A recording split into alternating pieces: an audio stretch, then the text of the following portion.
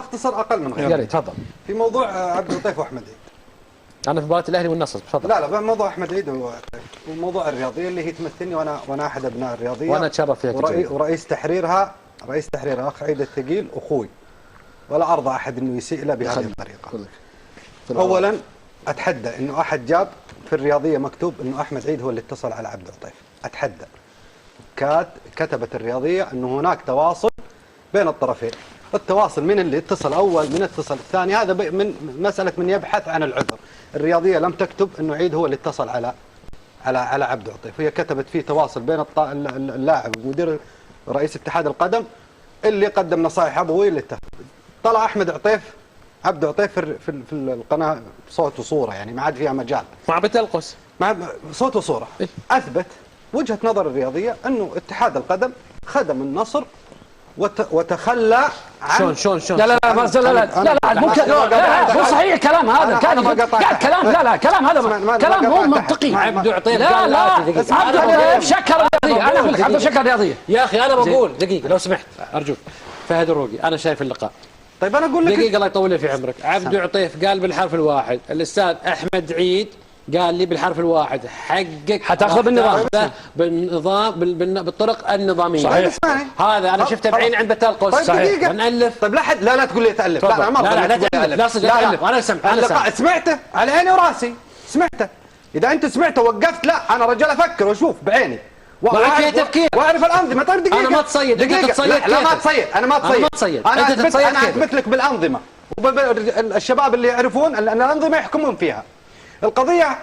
قضيه احمد عطيف قال انتظر، وبالنص قال انتظر ان اتحاد القدم هم اللي يتصلون. انا ما قلت انه عيد هو اللي، انا اثبت انه لجان اتحاد القدم هي من قامت بخدمه النصر على حساب اللاعب. اولا هو الحق عند لجنه الذمم الماليه في هيئه رابطه الدوري المحترفين، ومثبت في ميزانيه النصر انه لن يحصل على رخصه الا بالسداد لاحمد عطيف او بالتسويه عبد عطيف او بالتسويه او انه اللاعب يشتكي فتصبح القضيه قضيه منظوره. هذه الثلاث الحالات لم تتم في القضيه. النصر لم يسوي مع احمد عطيف ولم يسدد ولم يشتكي اللاعب عبد عطيف الى اثنين. بدلا من انه اللجنه تخاطب النصر على التسويه ما حدث، ولم يكلم احمد عطيف. اي لجنه؟ لجنه الرخص الاسيويه، بدليل انه احمد عطيف بكلامه في النص. انا ما اقول لك الا كلام احمد عطيف عبد عطيف. اللاعب اتصل على رئيس اللجنه قال له احنا سويناك الى حقوق النقل التلفزيوني، حقوق النقل، قال له انا ما رضيت. يجب انه في حاله تسويه في هذه الحال موافقه الطرفين، مش موافقه نادي يرسل لك خطاب انه اي حق علي او الحق المالي علي حوله الى حقوق النقل التلفزيوني يشترط، وهذا القانون قانون الاتحاد السعودي يشترط موافقه الطرفين. لم من كلام عبده لم يشاوره. لذا لما حس بوجود شيء يحاك وقالها بالنص في اللقاء، اتصل على احمد عيد. احمد عيد قال له تجي الاتحاد وستاخذ حقك بالنظام. هذا اللي صار. لما جاء عند احمد عيد كيف تحولت القضيه؟ تحولت من هيئه دوري المحترفين او رابطه الدوري المحترفين ومن لجنه التراخيص، لان ما فيها تسويه. لا يوجد في قانون، هي لجنه تنفيذيه، هي تنفذ قرار. انت عليك دين انت تسدد. فتحولت الى لجنه الاحتراف، من الرابطه الى اتحاد القدم الى لجنه الاحتراف حتى يتم التسويه. وهذا في الامر في مخالفه للنظام.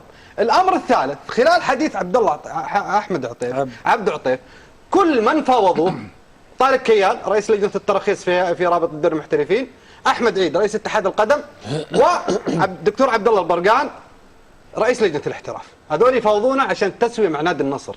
انت مش مسؤوليتك انك انت تشتغل في اداره نادي النصر. المفروض من يقوم بالتسويه، لم يذكر اسم اي مسؤول نصراوي فاوض للتسويه او لحل القضيه. المفروض من يقوم بهذه التسويه إدارة النصر واتحاد القدم. عليه إما أن تنجح إدارة النصر في التسوية وبالتالي تسقط القضية، أو أنه ما يسدد وبالتالي يحرم النصر. اللي حصل من كلام عبد عطيف المستنتج واضح أنه اتحاد عيد مثل ما قال أحمد عيد، قال إحنا ننظر للأندية كلها بمسافة واحدة، وأنا أقول له صادق، لأنك أنت موجود في نادي النصر وبالتالي تشوف الأندية المنافسة كلها في مكان واحد. خالد موضوع عبد العطيف